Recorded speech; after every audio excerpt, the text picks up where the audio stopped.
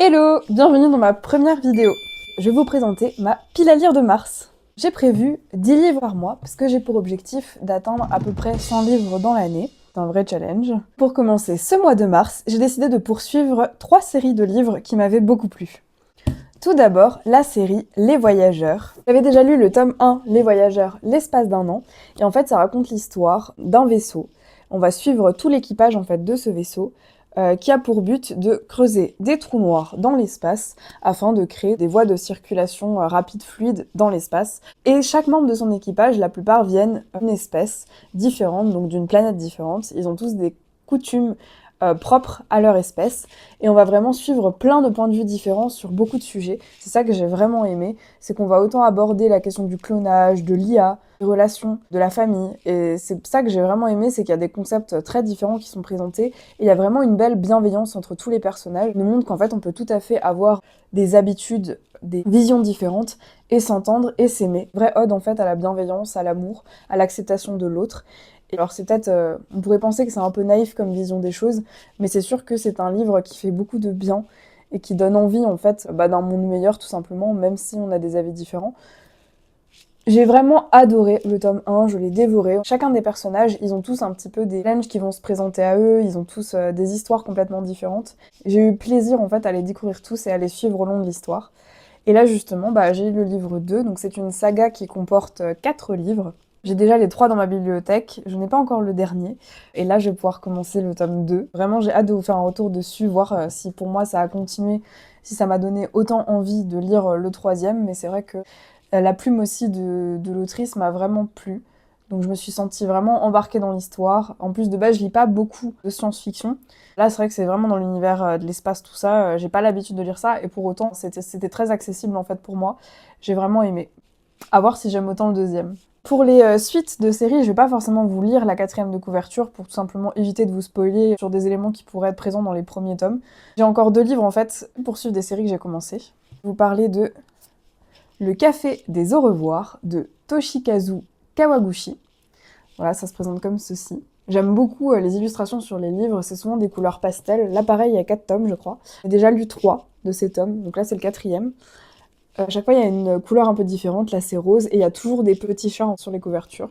J'aime vraiment. C'est des lectures en fait qui sont, je trouve, très agréables, très douces en général. Le concept alors de ce livre, c'est on va suivre un café, mais pas n'importe quel café.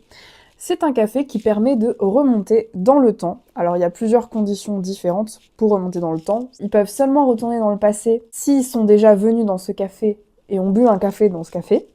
Et ils ne peuvent revenir du coup dans le passé qu'à ce moment-là où ils étaient dans le café avec la personne avec qui ils étaient. Ils ne peuvent pas non plus modifier le passé, donc ça n'influe pas sur le présent. C'est ça aussi qui est très intéressant, c'est d'essayer de comprendre pourquoi des gens auraient pour volonté de retourner dans le passé si de toute façon on ne peut pas changer le présent, on ne peut pas le modifier, qu'est-ce que ça peut apporter. Et je trouve que c'est une belle leçon de vie, puisqu'en fait on apprend à voir les choses sous un autre angle. Je trouve que ça aide même dans nos vies personnelles par rapport aux regrets qu'on peut avoir, aux choix qui ont été faits, traverser un deuil. Il y a vraiment des thématiques très différentes, avec des personnages à chaque fois et des histoires différentes. C'est ça que j'aime beaucoup aussi, c'est que ça aborde plein de thématiques, et ça aide vraiment en fait à voir, je trouve, la vie de manière générale sous un autre angle. J'aime beaucoup. Ce sont des lectures très cosy. Et j'avais particulièrement aimé le tome 3 qui traite un peu plus d'histoire autour du deuil, on va dire, autour de personnes qui sont du coup décédées. Et je trouve que ça donne vraiment un autre horizon plus positif. Ce sont des livres que j'aime beaucoup. Écoutez, il y a le tome 4 que j'avais pas encore lu, il est sorti en poche, donc je l'ai acheté et j'ai hâte d'enfin le lire. Pour terminer mon bouquin sur les séries de bouquins que je vais encore lire, nous avons Le Palais d'Ulysse de Claire North. La saga s'appelle Le Chant des déesses. J'ai déjà lu Pénélope, dernière reine d'Ithaque. Alors là, pour vous mettre le contexte, on va raconter vraiment, ces 3 livres en fait vont vraiment raconter non pas ce qui est arrivé à Ulysse et toutes les aventures d'Ulysse, comme d'habitude on les relate en général.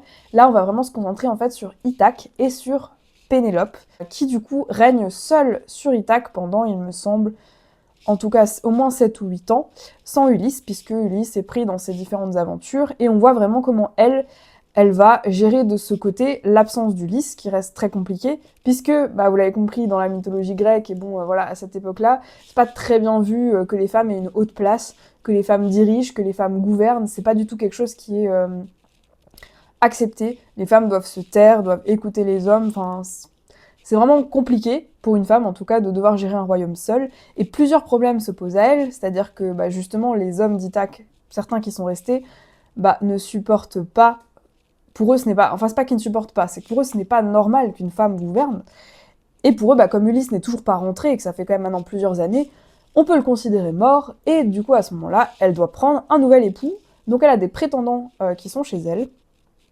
Le problème, c'est que Pénélope est très intelligente et comprend bien qu'en fait, elle est un peu dans une situation compliquée, parce que si elle se décide de choisir un prétendant comme nouveau roi d'Ithaque, il risque d'y avoir tout simplement une guerre civile et des assassinats en chaîne. Elle pourrait aussi, elle, finalement, finir zigouillée, donc c'est pas forcément en son avantage. Et le problème aussi, c'est que si elle se remarie, dans le cas où Ulysse revient vivant, ça va aussi poser problème, parce qu'il va vouloir récupérer son royaume, et elle risque aussi, dans ce cas, de mourir pour ne pas avoir été fidèle à Ulysse. Donc elle se retrouve vraiment dans une situation bien pourrie, et on la voit, en fait, justement, gérer cette situation au mieux, gérer dans l'ombre avec un réseau de femmes, justement. Et on voit que à Ithaque s'en sort principalement grâce aux femmes, et on va suivre en fait toutes les histoires de Pénélope, comment elle va réussir à s'en sortir face aux différents problèmes qui vont arriver à Ithaque, et comment elle va mettre les choses en place pour régler les problèmes sans elle risquer sa vie ou risquer la vie de son fils Télémaque, qui lui est techniquement le successeur d'Ulysse, donc plein de monde serait aussi potentiellement intéressé pour l'assassiner lui aussi. Et c'est très compliqué pour elle, parce qu'en plus, Télémaque est un adolescent. Voilà, lui aussi, il a sa vision qui change, il a envie d'être un héros, et il vit avec tout le poids que représente la légende qu'est son père. Donc voilà, c'est vraiment très intéressant, moi j'aime beaucoup, parce que ça aborde des sujets un peu stratégiques dans le livre, il y a vraiment un peu de la stratégie politique qui est mise en place, notamment par Pénélope, qui, comme je l'ai déjà dit, ne peut pas en tout cas gouverner comme un homme le ferait à découvert et affirmer ses choix.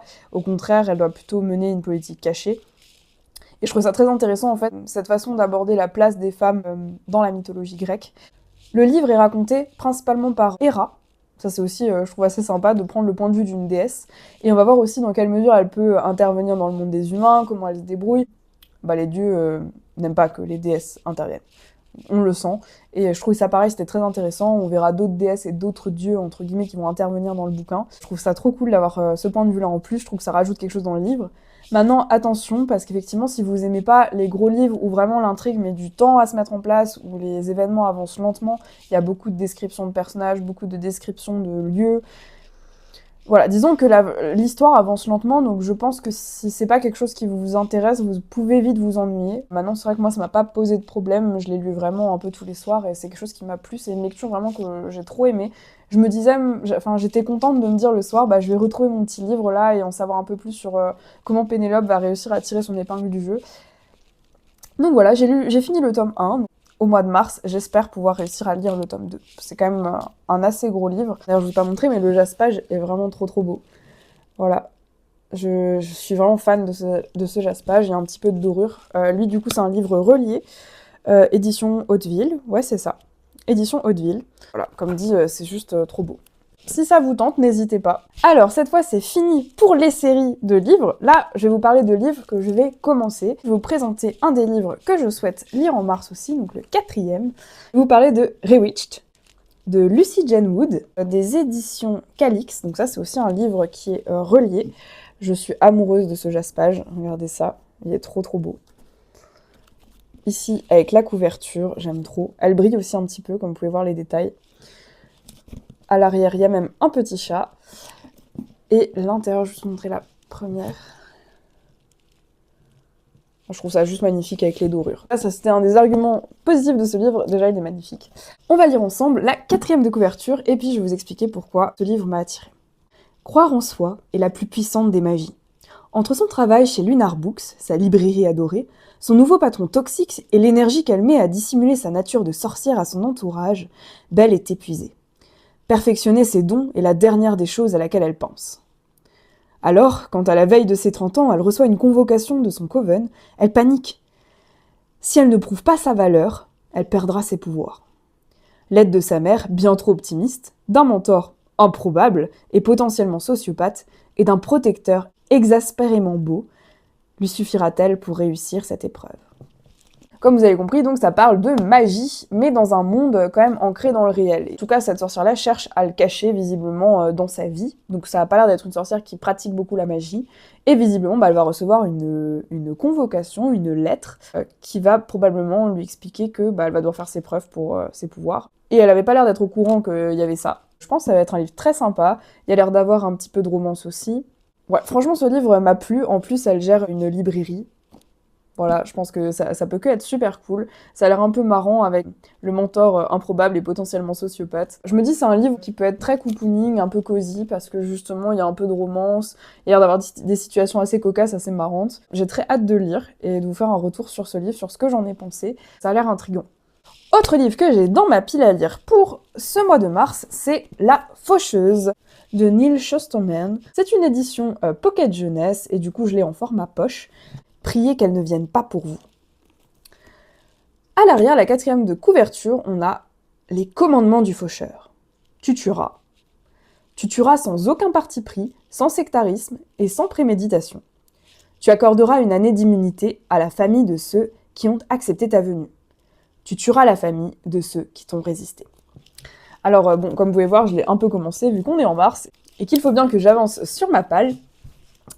Alors, c'est une trilogie, La Faucheuse. Il existe 3 livres, 3 tomes du coup. Ce livre m'avait plu à la base parce que c'est une dystopie, en fait, qui se passe dans le futur. On imagine que la population est immunisée contre la mort, donc plus personne ne meurt, mais ce qui fait qu'on peut quand même continuer d'avoir des enfants, donc il y a quand même au bout d'un moment où la population est beaucoup trop nombreuse pour la Terre, et visiblement ils n'ont pas d'option pour coloniser d'autres planètes, donc ils ont mis en place un nouveau métier, les faucheurs, et le but des faucheurs, c'est de réguler la population en tuant des personnes.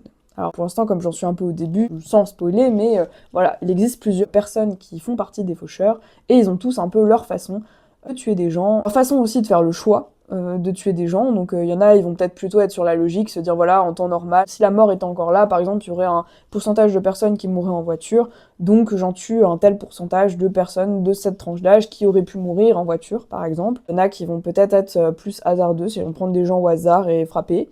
Il y en a d'autres, ils vont peut-être se dire je vais plutôt tuer les personnes que j'estime être moralement mauvaises. C'est ça qui va être intéressant. Et on va suivre 2 apprentis, 2 personnes qui vont être recrutées par une faucheuse pour être apprentis. Et je trouvais ça trop stylé parce que le premier, entre guillemets, critère pour devenir faucheur, c'est qu'on ne doit justement pas vouloir devenir faucheur à la base. C'est ça qui est intéressant, c'est que les 2 apprentis n'ont pas envie du tout de faire faucheur. Donc on va les suivre dans leur parcours d'initiation pour être faucheur justement. Il n'y en a qu'un des 2 qui pourra l'être. On va suivre tout ce qui se passe, on va aussi un peu en savoir plus sur ce monde du coup où les personnes ne meurent pas. Dans le début de ce que j'ai lu, il y a vraiment tout plein de questions autour finalement le sens de la vie si on ne meurt plus, qu'est-ce qu'on fait, est-ce qu'on fait plusieurs métiers, on peut avoir autant d'enfants qu'on veut aussi si on ne meurt pas, cette dystopie. C'est un genre qui m'attire, j'en lis pas forcément beaucoup, je suis contente d'être tombée sur celui-là, j'ai hâte de vous faire mon retour.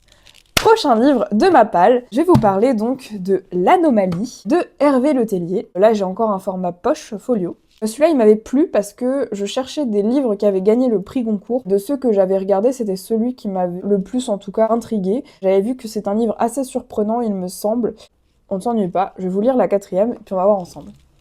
Il est une chose admirable qui surpasse toujours la connaissance, l'intelligence et même le génie. C'est l'incompréhension. En juin 2021, un événement insensé bouleverse les vies de centaines d'hommes et de femmes, tous passagers d'un vol Paris-New York. Parmi eux, Blake, père de famille respectable, et néanmoins tueur à gages.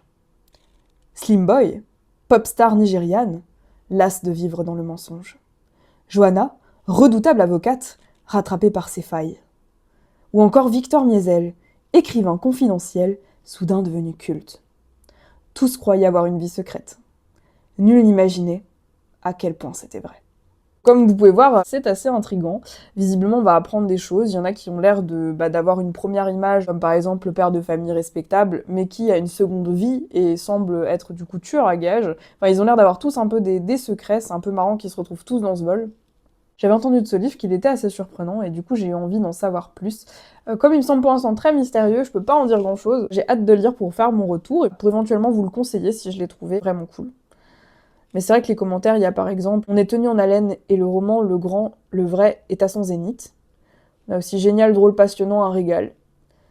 Et il y a « Vous ne voudrez pas lâcher ce livre ». Donc une idée de suspense qui ressort, d'intrigue, donc j'ai hâte de le lire. Prochain livre de ma pile à lire de mars, nous avons Le tourbillon des possibles de Clara Hérault. Déjà, regardez cette couverture. Alors là, c'est un format broché de Hachette Roman. Je le trouve trop beau. Mais après, de manière générale, j'adore les couvertures de Clara Hérault. J'ai lu ses 3 autres livres qu'on retrouve ici. J'ai aimé ses 3 premiers romans, donc je vois pas pourquoi je n'aimerais pas celui-là. Surtout qu'il aborde une thématique de la vie en tant que jeune adulte, autour de la recherche de l'emploi, ou de l'emploi tout simplement qui est un peu compliqué dans beaucoup de domaines pour les jeunes.